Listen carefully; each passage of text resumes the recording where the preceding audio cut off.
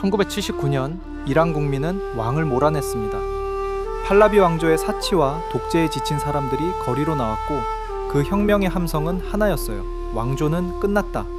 그리고 그 혁명이 세운 가장 중요한 원칙 중 하나가 바로 이것이었습니다.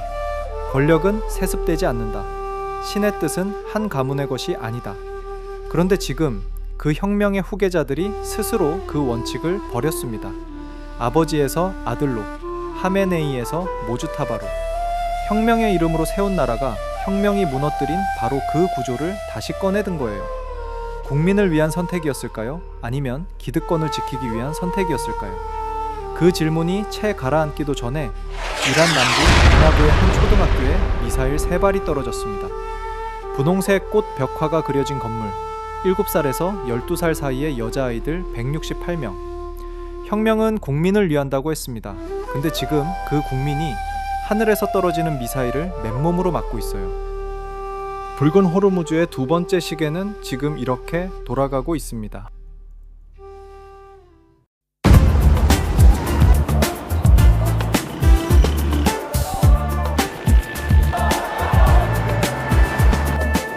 트럼프가 정치적으로 흔들리고 있는 동안 이란 내부는 어떤 상황일까요? 한마디로 정리하면 이렇습니다. 이란은 지금 외부의 폭격과 내부의 붕괴, 두 개의 전선을 동시에 싸우고 있어요. 전쟁이 시작된 지 보름이 넘었지만 이란의 새 최고 지도자 모주타바는 아직 단 한 번도 공개석상에 나타나지 않았어요. 국영 TV 앵커가 그의 메시지를 대신 낭독하는 형식으로만 존재가 확인됐을 뿐 이란 국민은 아직 새 지도자의 얼굴도 목소리도 직접 보고 듣지 못했습니다. 이란 네티즌들은 그를 AI 최고 지도자라 부르기 시작했어요. 실제로 국영 미디어가 그를 지지하는 영상을 만들기 위해 AI로 생성한 가짜 영상을 유포했다가 들통났고 골판지로 만든 인형처럼 건좌에 앉혀놨다는 조롱밈이 이란 SNS에서 퍼지고 있는 상황이거든요. 왜 나오지 않는 걸까요?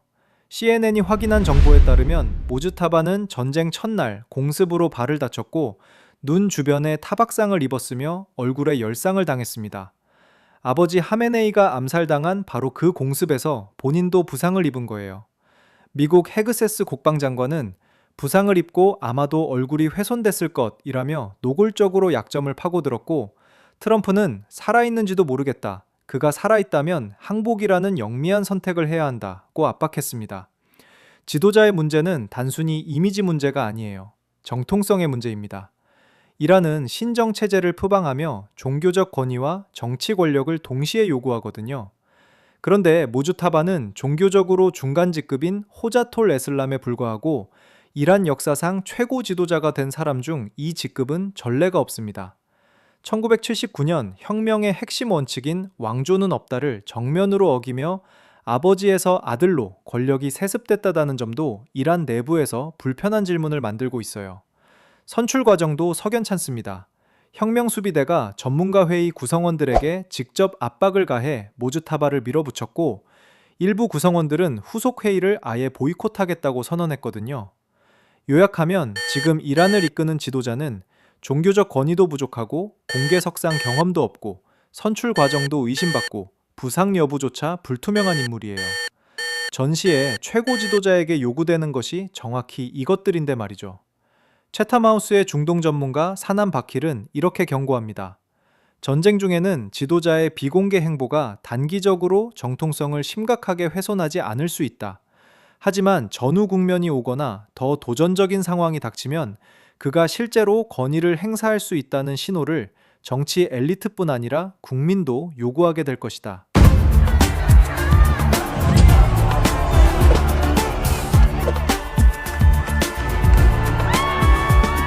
모주타바의 정통성 문제보다 더 근본적인 위기가 있어요. 바로 경제입니다. 이란 경제는 전쟁이 시작되기 전부터 이미 역대 최악이었거든요. 2026년 1월 기준으로 인플레이션이 48%를 넘었고 이란 사회복지부는 국민의 57%가 영양 부족 상태라고 공식 발표했습니다. 리알화는 2018년 대비 가치의 90%를 잃었고 2025년 한 해에만 절반 이상이 증발했어요. 미국 재무장관 베센트는 상원 청문회에서 이 상황을 스스로 인정했습니다. 우리가 한 것은 이란 내에 달러 부족을 만든 것이다. 이란 최대 은행 중 하나가 무너지고 중앙은행이 돈을 찍어내고 통화가 자유낙하하면서 인플레이션이 폭발했다. 그래서 이란 국민이 거리로 나온 것이다. 전쟁을 시작하기도 전에 미국의 제재가 이미 이란 경제를 벼랑 끝에 세워놓은 상태였다는 거예요. 전쟁은 이 상황을 더욱 악화시켰습니다. 호르무즈 해협이 봉쇄되면서 이란의 석유 수출이 거의 전면 차단됐고 정권은 아기 기저귀 할인 쿠폰이 담긴 희망카드를 배포하기 시작했어요. 전쟁 중 국민에게 나눠주는 것이 기저귀 쿠폰이라니. 이 한 장면이 지금 이란 경제의 현주소를 그대로 보여줍니다. 경제학자들은 이 인플레이션이 단순히 경기 순환의 문제가 아니라 구조적이라고 진단해요. 안정화는 두 가지 돌파구가 동시에 있어야만 가능하다. 외교적 긴장 완화와 시스템 내부 부패 척결. 그중 하나라도 없으면 리알화에는 바닥이 없다. 지금 이란은 전쟁 중이잖아요. 외교적 긴장 완화는커녕 부패를 척결할 정치적 여유조차 없습니다. 경제가 바닥을 치자 이란 국민이 거리로 나왔습니다. 2025년 12월 말 테헤란 전자상가 상인들이 리알화 폭락에 항의해 가게 문을 닫으면서 시작된 시위는 순식간에 전국 100개 이상의 도시로 번졌고 1979년 이슬람 혁명 이후 최대 규모의 봉기가 됐어요. 정권은 시위대를 향해 실탄을 발포했습니다. 시위대의 구호가 의미심장했어요. 가자도 아니고 레바논도 아닌 내 목숨은 이란을 위해. 단순한 생계불만을 넘어 이란이 외국 무장 세력에 쏟아붓는 돈을 자국민에게 써달라는 직접적인 요구였던 거죠. 그런데 전쟁이 시작되면서 이 분위기가 묘하게 바뀌었습니다. 외부의 적이 생기자 정권에 대한 분노가 일시적으로 반미 감정 뒤로 밀려난 거예요. 알자지라 분석가는 이렇게 지적했습니다. 무장 저항에 집중하는 것은 최고 지도자가 경제개혁, 국가건설, 일반 이란인들이 실제로 중요시하는 수많은 근본적인 문제에 대한 논의를 피할 수 있게 해준다. 전쟁이 국내 문제를 덮는 방패가 되고 있다는 거죠. 하지만 이 봉합이 영원히 유지될 수는 없어요. 정권이 싫지만 침략자는 더 싫다는 감정과 정권도 싫고 이 전쟁도 싫다는 감정이 이란 사회 내에 공존하고 있거든요. 전쟁이 길어지고 경제가 더 악화될수록 반미 감정으로 눌러두었던 체제 불만이 다시 수면 위로 올라올 가능성이 높습니다. 영국 왕립합동군사연구소는 이란 정권이 느린 붕괴를 향해 가고 있을 수 있다고 분석하고 있어요. 국제위기그룹도 경고합니다. 이란의 어떤 미래들은 지금보다 훨씬 나쁠 수 있다. 정권이 무너진다 해도 그게 반드시 더 나은 이란을 의미하지 않는다는 거예요. 결국 이란 정권 앞에도 두 개의 시계가 동시에 돌아가고 있습니다. 외부의 폭격을 얼마나 버티느냐, 그리고 내부의 민심이 언제 다시 폭발하느냐. 이 두 시계 중 어느 것이 먼저 멈추느냐가 이란의 운명을 결정할 거예요.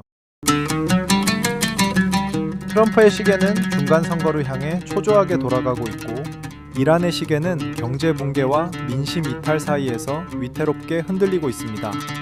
그런데 이 두 시계가 맞부딪히며 불꽃을 튀기는 동안 저 멀리서 여유로운 표정으로 그 장면을 지켜보는 인물이 있어요. 그의 시계는 지금 가장 천천히 그리고 가장 조용히 돌아가고 있습니다.